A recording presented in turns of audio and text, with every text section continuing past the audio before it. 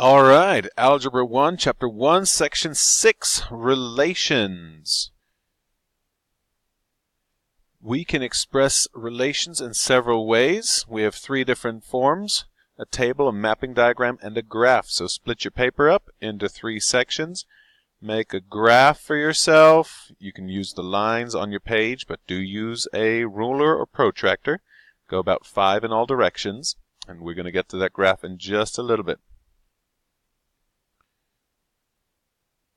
So just a reminder, while you're drawing that graph, on your coordinate plane, we have the x-axis horizontally and the y-axis vertically.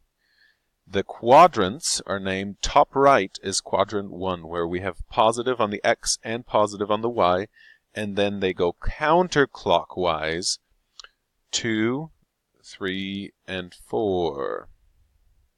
So, the three different forms we have is the table. So in a table, I could express x and y. This is like an ordered pair, -1 and 4. Okay, that doesn't look like a -1. There we go. -1 and 4. In the table, we would just put that in the x column. I could graph this, -1 and 4, go to -1 on the x-axis and up 4. 0, remember 0 means we don't move horizontally, we just go down 3 to the -3. Same thing with the other 2 points. We got 3 and -3 and 5 and 2. In a mapping diagram, this is similar to a table, but we show domain, which is the x values, and range, which is the y values. These are the x values, y values. Now a mapping diagram shows in order from least to greatest: -1, 0, 3, 5, -3, 2, 4. Notice on this side, these are the y values, but the -3's don't repeat. Every number is only listed once, and then the mapping shows which numbers are paired. So it shows me -1 paired with 4, 0 paired with -3, and 3 is also paired with -3. So this means 0, -3, 3, -3. And then 5 is paired with the 2. So if I want to express this as a table, a graph, and a mapping diagram, I'll look at these, I'll take the x values and put them in my table.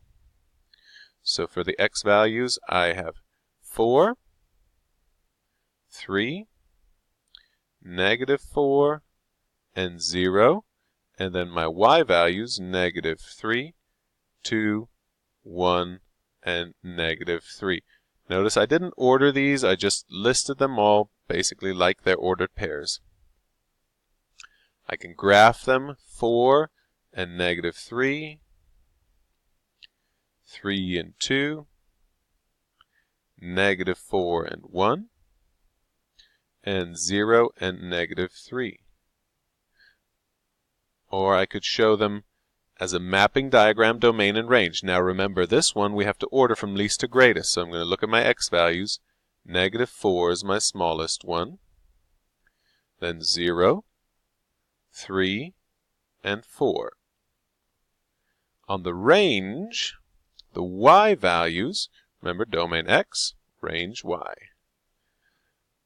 The y values, the smallest value is -3. Now that is repeated, but we don't repeat it in our mapping diagram. So the next smaller number is 1 and then 2. Now I'm going to show the pairing. -4 is paired with 1.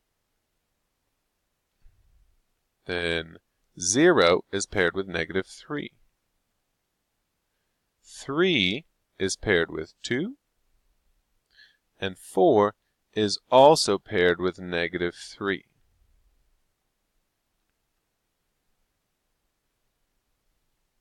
If I just want to find the domain and range, pretty easy. Arrange them from least to greatest. I'm going to show this as a set of numbers, so using the braces, and then starting with my smallest value, that's -8. Now remember, domain x, range y. -8, -4, 3, and 7. In the range, I have my smallest number as -5.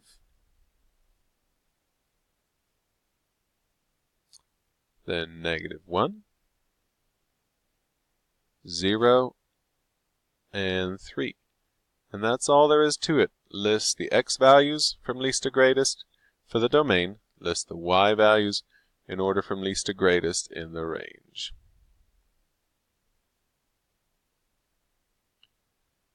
I could put that in a table and make that a mapping diagram.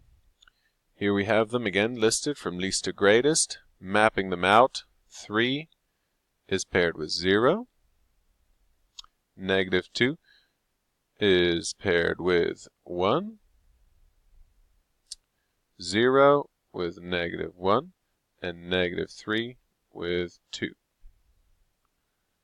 Now this is actually a mistake. These are not listed from least to greatest, so that is not accurate. They should be rearranged. I apologize about that. All right, the independent variable. We have the x values is the input. Input x values independent variable.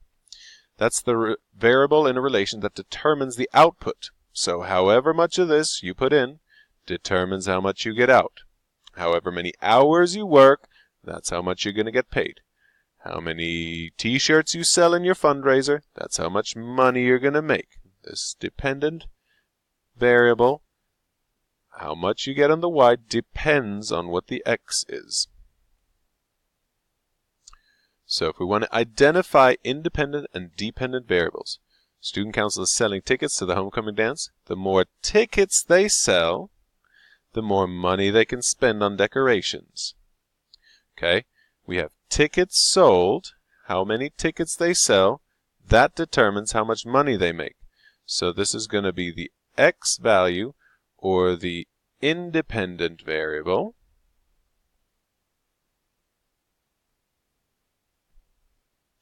And this is the y value, the output, or the dependent variable.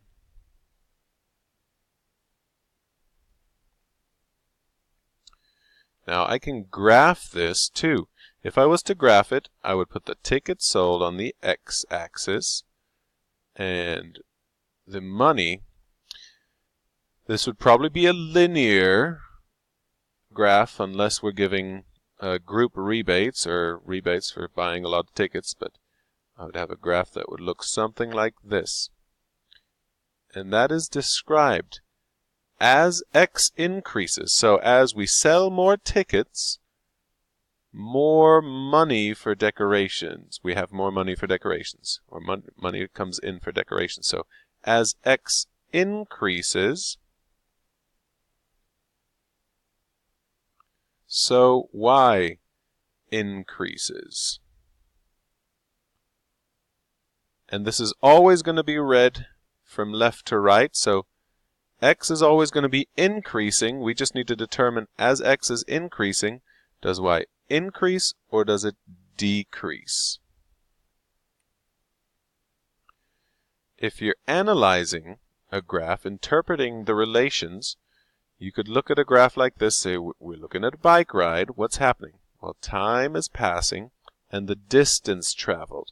So as we're passing time here, the distance traveled is increasing, and then suddenly the distance doesn't increase. So what's happening there? Well, it looks like the bike rider took a break.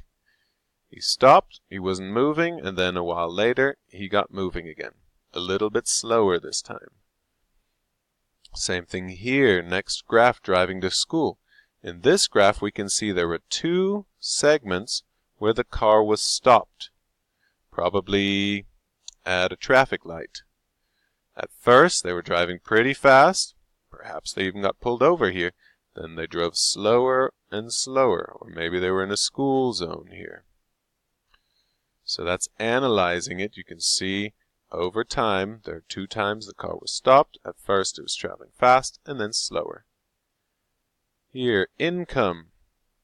Over time, it seems the income, as time passes, income is increasing. although not at a steady rate. And that's about all we could say about this graph.